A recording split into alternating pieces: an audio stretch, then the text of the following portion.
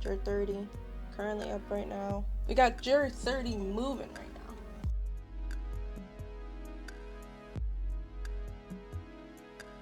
Alright, so we are currently up right now on the trade. I'll show you guys. Jur 30 currently up right now. I'm gonna guess about 30 pips. Let's see. Yeah, just about 30 pips right now. While that's playing out, I'll show you guys when I get back. While that's playing out, I'm gonna go make some coffee. Let's get some coffee going. Show you guys right here. Yeah. Let's get some coffee going. That's what I use for my sugar. Coffee. I actually brought this brand here. I'll show you guys real quick. I bought this brand here called Kickin' Horse Coffee. Really good. It's Grizzly. It's called Grizzly Claw Organic Ground Coffee Dark Roast. Really good. It's just like a super smooth tasting coffee. I really enjoy it. Let me put this up just a little bit so you guys can see me better. It's a really good tasting coffee. Let's go ahead and make a cup. I know a lot of people have like the, what is it called? Like the Nespresso. I just use a regular coffee drip, honestly. I prefer how it tastes. Tastes good enough to me. I've been drinking it like this for years. I'm so exhausted today. I think I got like, what, 12, 30, more like 1, 2, 3, 4, 5, 6. Kind of woke up. So I got 5 hours of sleep last night. I was up editing the video that I posted Monday night. I was up editing that until 12:30. What am I looking for? Coffee filter. Yeah, so I was up late editing that video, and I'm just cooked right now. I have work in about an hour, 45 minutes. Gotta go warm up my car. It's literally the winter. It's cold out here. Like, we've been having snowstorms every week. It sucks. It literally sucks.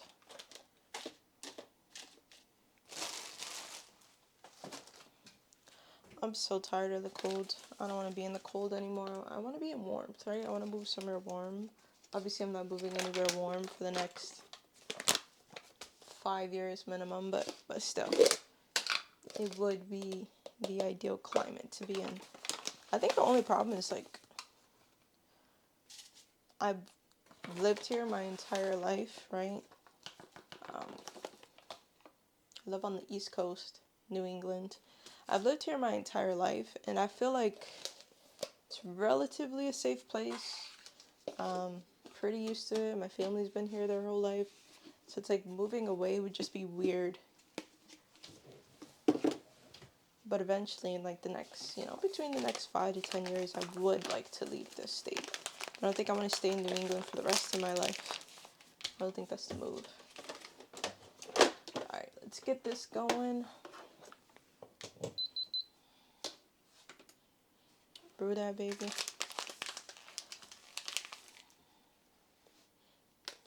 But yeah, I mean, we just got the trade going on Jur 30. We were looking at a trade on GJ this morning, but it was just moving so weird. I feel like every so often GJ starts to have these weird movements, and I don't really want to risk my capital on something I'm not confident in.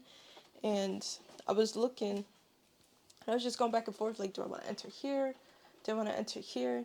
And when I find myself in that position where I feel like I'm starting to chase price, I decide to just stay away, to just step away, because it's like, why am I going to chase after price when the next train is here? I was literally like, all right, I'm not going to look at GJ until after market open, obviously 8 a.m.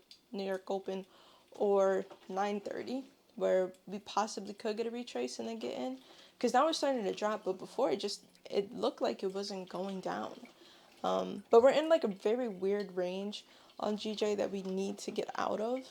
So I'll probably be waiting until we get out of that range.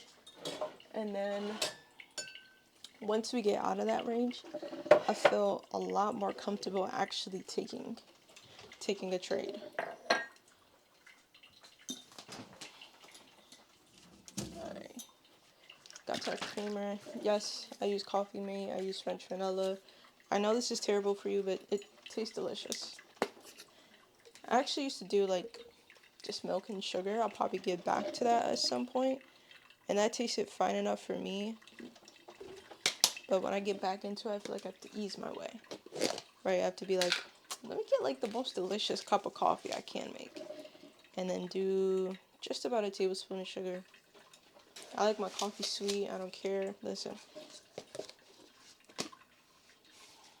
I don't care. Make your coffee the way you want to do it, right? Everybody has their vice. If mine is just a sugary, caffeinated drink in the morning, it is what it is. But yeah. Let that thing get in there, baby. Yeah, honestly, just gonna sit in that trade for a little bit. And then head to work. Probably going to be holding that trade all New York session, to be honest. So it's a 90 pip trade for like my overall TP 1 to 2. It is about 90 pips, and then I'm probably going to close out on my live account. So it'll be about, I believe, about $100 on that one. And then I'm going to hold it for longer on the funded account. I'm going to hold that, let that ride up for about 200 pips and see how that goes. Maybe I'll keep a small runner on the live account. No, I lied. Since I can only use 0.01, it's literally hold or close. That's the main reason why I decided I'll just close it at a 1 to 2 and then take my chances on the funded account. And then hold that for a little bit longer. On the funded, I could close. So I think on the funded, I did a 0.10. So I could just leave a runner going. I could close about 0.7, 0.07, 0.08, and keep a runner of 0.03, 0.02. Keep that running up just to get the funded going and make sure that I am securing that profit, because this trade is literally the trade that's going to take me out of the drawdown on my funded challenge. So definitely need that, because it's been annoying being in drawdown. I took some really good trades. I was like 3K and no, not 3K. I was 2K and some change in drawdown, and I was able to get myself up last week back up to about, what am I? I'm $230 in drawdown still. So this next trade is going to put me over that, and then I'll be in profit a little bit. So we hit that 1 to 2, I'll be at 1. Yeah, I'll be at 50,700 and change. So then we can start making some strides and actually pass it this week. Before, when I was doing it, I was still swing trading. I was still, following a strategy that wasn't working out the best for me. So now we're kind of back to square one, what we started off with, and I know that this is going to be the best way for me to trade. But coffee is done, so let's pour this and get back to the charts.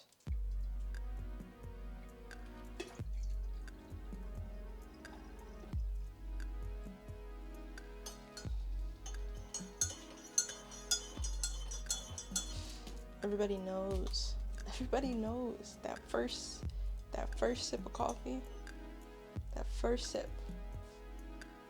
it's all you need to come back to life.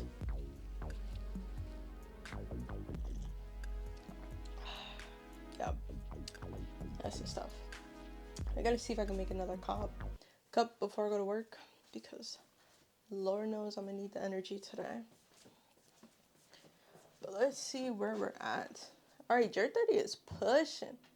We are pushing. We're just below 50 pips right now. So it's looking good. Looking very good. So that's a good thing. I'll put you guys 1 second. We got Jer 30 moving right now. Moving. It's looking good. Looking very, very good. I'm probably gonna have to literally go downstairs and warm up my car. 5 minutes, but let me enjoy my coffee for a second here before I go do that. But honestly, today, like, this might be the only move that we take, especially on the live account. So I'm only gonna limit myself to one trade per day on the live account, just because I don't want to. And let me actually record on OBS real quick, just so I could show you guys what I'm talking about. 1 second. Obviously, it's easier for me to flip the camera, but when I was editing last night, and we can turn that off. When I was editing last night, I noticed that it didn't look, when I flipped it, it didn't look that well on the camera. Like, it just looked weird. So I'll probably just stick with doing OBS, and when I'm on the fly, yes, I'll just show you guys. But if I'm here, if I'm at my setup, then I will take that extra step and record on OBS. So let me just make sure my mic is synced up. What we have here on JUR 30 is price coming up here to that 50-minute. This is just basically our midway. So this is TP1 up here. And we have that marked up. We have our alert on. And then we have TP2 up here, which we're going to hold on the funded account. I could just show on Trade Locker real quick what profits we're in. So in Trade Locker, we're currently $44.39 in profit on the live account. And as you can see, my balance is $572. And then if we go to the demo, you guys will see that drawdown I was talking about earlier. And then you'll see we are currently $488 in profit. Now we have currently, if we were to close here, we'd be in profit, right? We now officially be out of drawdown, but gonna hold it. Listen, JUR 30 is a beast, right? JUR 30 is literally a beast. It can go for so long. Now, I can come here. I just want to close this out because I don't want to watch the P&L like a hawk. I'm not really a fan of watching the P&L and the numbers on the screen. I'd rather focus on the move, because when you start focusing on the numbers, that's when you start to basically get afraid of the charts. That's when you start to get afraid of what it is that you're trading. You start to get afraid of your analysis, but you shouldn't. You should trust your analysis. You should trust that the numbers are going to be the numbers no matter what, but if you're following the process, that's all that matters. Follow the process and the money is going to follow. Really, that's it. Follow the process and the money is going to follow. Simple. Bars. Okay. Anyways, let me show you the GJ trade I was looking at. So I was actually looking at this trade. I wanted price to come in a little bit deeper, which we ended up getting, and we missed while we were in the shower. When I got out the shower, I saw all of this. But main reason why I didn't really mind that I missed this trade is the fact that I was already in JUR 30 and I'm not going to take another position regardless. It was basically take one position, stick with that, and then move forward on with your day. Just hold the position. Now, the only thing that made me a little bit hesitant about GJ is the zone that we are in. So if you can see here, price has been struggling within this zone. I can't see, it's blocking. 1 second. I can see on here. Okay. So I've been struggling. Well, I haven't. GJ has been struggling to break out of basically this zone here. Now, that's 144 pips, right? That's an amazing zone to take profit. If you were to sell this down to here, it's not bad at all. I actually sold this from here to here, and then I ended up getting out at break even because I wanted it to go down to here. And if I would have closed here, it wouldn't have been a proper risk to reward ratio. So I decided that I just wanted to break even on there. And then as we could see here, so the analysis is still correct. Or what it's showing me so far, it's still correct. So the analysis I had this morning was that price is bearish. We're going to come and retest. If we close below this daily level, then that means that price is still bearish. So we waited for a close. We could see When the daily closed yesterday, I was a little bit apprehensive on taking a sell position, but once I saw the 4 hour close, 1 a.m. close, and I woke up this morning, I was like, okay, price is rejecting. So I have some confidence in there. And then as we can see, price was bearish, right? It was bearish. Then we had our shift of structure. We went bullish. Then we had this higher high. And then price broke below this lower high. And what I wanted was a retest in here. Now, the reason why I didn't take the trade was because I was waiting for a retest in here, right? That's originally what I was waiting for. If I would have just continued to wait for that, I would have found my position.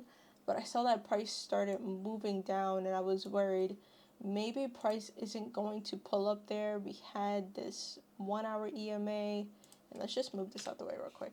We had this 1 hour EMA coming in. We could take this off real quick. We had this 1 hour EMA coming in, and then I saw that price was just kind of floating here. It wasn't going up higher. And if we drop down to a lower time frame, like the 15-minute, we could see that price is showing me, okay, we're in here. Technically, this is an area that got rejected, right? But this, I was waiting for this, and I was waiting for this confirmation.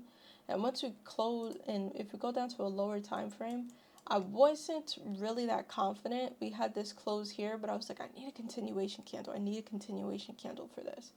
And then as you can see, price continued up. And that was when I was like, this was before I got in the shower. I was like, all right, look, price, DJ's doing this. I wasn't really seeing this wick coming into play. I can admit that. I wasn't seeing this wick coming into play. I was seeing prices reversing on me like it did yesterday. So that was my thought process there. But as we could see, price came in, wicked in exactly what we were looking at. And if we would have taken a position, waited patiently for price to do that, and then come to this area, we would have had a better risk to reward ratio, and we would have felt a lot safer in the trade. Now, how can you enter on this wick? I would have entered a little bit lower than this wick, of course. So I would have entered probably about here. Let's see. Yeah, after this, and I'll get a little bit closer for you guys. Oops. So after this bearish candle, I would have entered on here, had my stops in a safe enough spot, and then just rolled this down. But obviously we didn't get the opportunity to take that trade because 1, we were in the shower, 2, we kind of dismissed it, and 3, we were focusing on something else because I felt myself kind of chasing price, right? Originally I saw price coming here, and then I saw it doing that, then I started moving it, and then I started moving this. And then I was like, okay, if we could put it here, somewhere like that, then that'll be okay. And then the risk to reward ratio just started, getting smaller and smaller and smaller.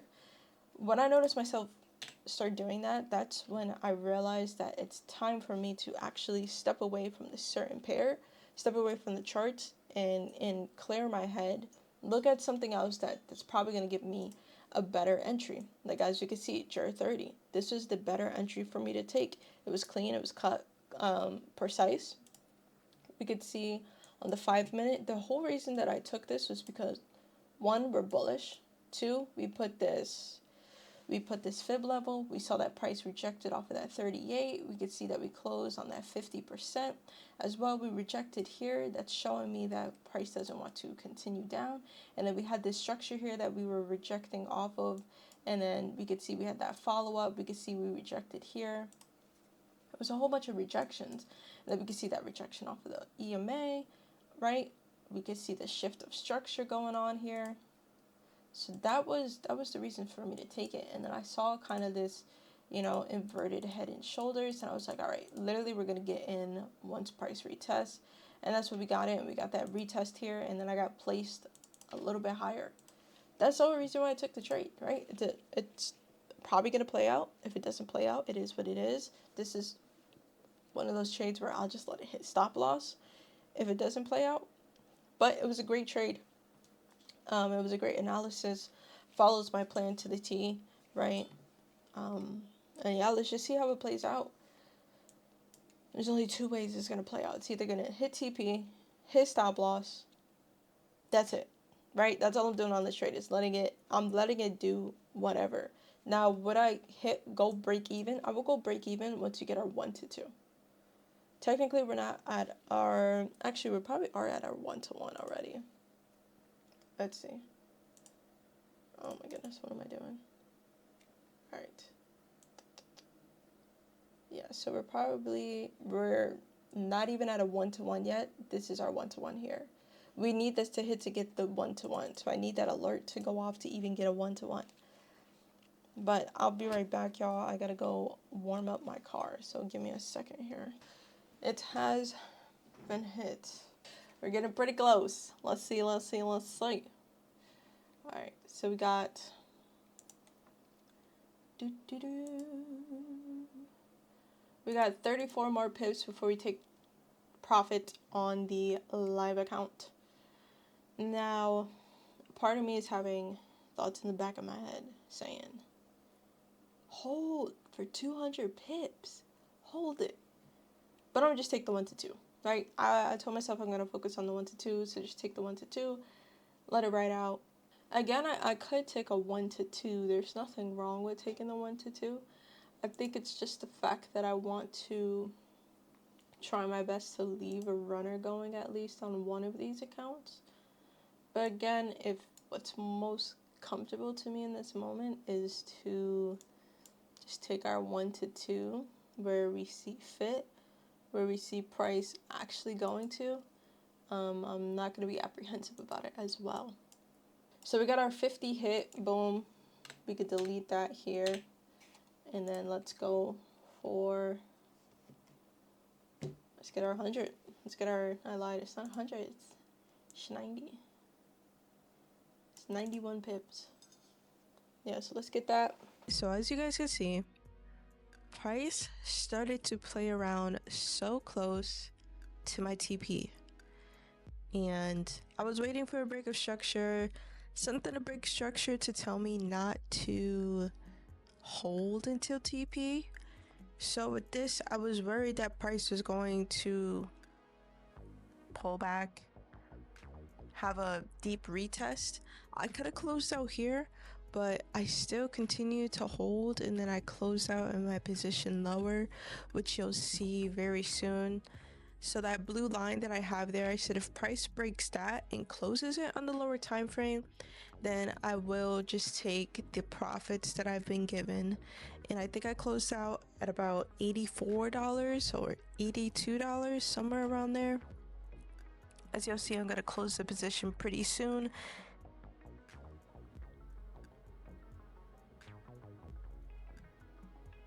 Yeah, price is just playing around. So I closed the position here. It's about 84 bucks that I close it out at. 82 bucks that I close it out at. And then I go on to my demo account, close it out. I think it was about 820 bucks on there. And yeah, that's all I have. But I do want to say thank you guys for watching. Please like the video, subscribe. I'm gonna be posting more this week and showing what trades I'm taking and posting it on here. I know I haven't been active in the last week. I will explain that in another video, but give this video a like, subscribe, comment. All right, JJB out.